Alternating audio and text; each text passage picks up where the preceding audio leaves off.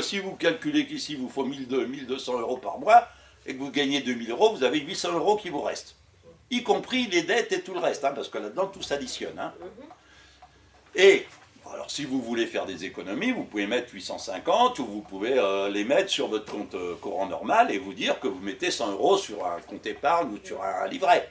Mais ça c'est pas des économies. C'est une réserve. À un moment ou un autre, vous aurez un chèque à faire. Sauf que vous dormez bien, puisque cet argent, il est déjà mis de côté. De toute façon, on n'est plus à vous. Aujourd'hui, on met les pieds par terre, on doit des sous. Donc, c'est clair, vous avez intérêt à ce qu'il soit quelque part. J'ai une question par rapport aux deux comptes. Est-ce qu'il est dangereux de les avoir sur la même carte? Faut pas, mais vous n'avez pas de carte hein, sur le deuxième compte. Sur le compte de réserve, vous n'avez aucun intérêt à avoir une carte. Parce que d'abord, une carte, vous la payez. Et c'est pas l'idée. Le compte de réserve, c'est des prélèvements. Ou des virements, ou alors vous verrez sur votre compte normal par Internet, comme vous voulez, la somme pour que vous fassiez un chèque. Le compte de réserve, ça n'est pas un compte auquel vous fonctionnez. C'est juste, si vous voulez, une réserve pour quand vous recevez vos charges, ou vos obligations, vous ne vous cassiez pas. Vous allez prendre quelques heures en début d'année, vous le refaites après 6 mois, et vous ne vous embêtez plus. Vous savez exactement d'abord où est l'ennemi, parce que quand vous remplissez ça, ben là vous voyez bien ce qui vous coûte des sous. Il faut savoir que tout ce que vous allez mettre d'un côté, c'est ce que vous aurez en moins de l'autre côté. Alors après, la chasse est ouverte. Hein, parce que moi j'en ai, vous savez qu'il y a une contradiction sur ce que je vous explique là. Il y en a qui sont venus me voir, hein, qui réclamaient. Ils m'ont dit, vous savez que maintenant je suis radin. Ils sont devenus radins, parce qu'ils se prennent au jeu. Comme ils ont 500 ou 550 euros ou 800 euros par mois, eh ben ils se disent, si jamais je peux en mettre 100 euros de côté, mais là ils le voient, parce que c'est pas noyé dans les 2000 euros. Vous voyez, c'est quelque chose. Là, ils savent que si sur les 800 qui leur restent, il y en a 100 qui restent à la fin du mois, c'est à eux. Si jamais le mois d'après, il y en a encore 100, eh ben, ça fera 200 pour aller faire la fête ou aller en vacances. Ou, voilà. Donc, ce n'est pas le même sport, ce n'est pas la même vision. Ce n'est pas une espèce de masse dans laquelle on n'y comprend plus rien.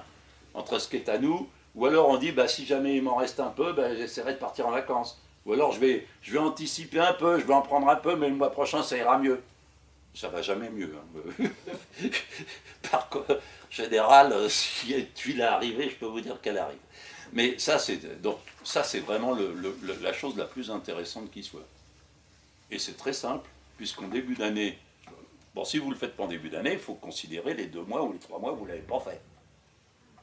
Ah oui, si vous devez mettre 1300 euros, ça veut dire que quelque part, si vous avez 1300 euros de mettre de côté, que vous avez payé, que mettons au lieu de 3 fois 1300 euros, c'est-à-dire 3900 euros, vous n'avez payé que 3000 euros de trucs, ça veut dire que vous avez 900 euros de dette.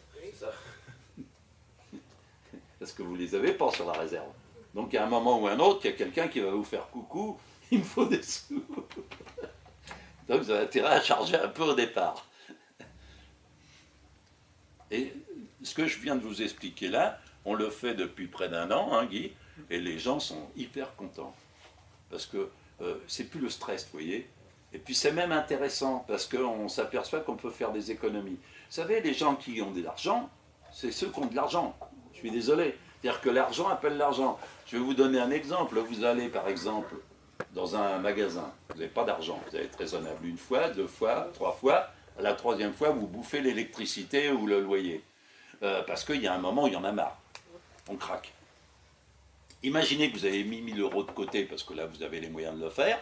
Il vous reste un peu d'argent en fin de mois, vous les mettez de côté. Vous allez dans le même magasin.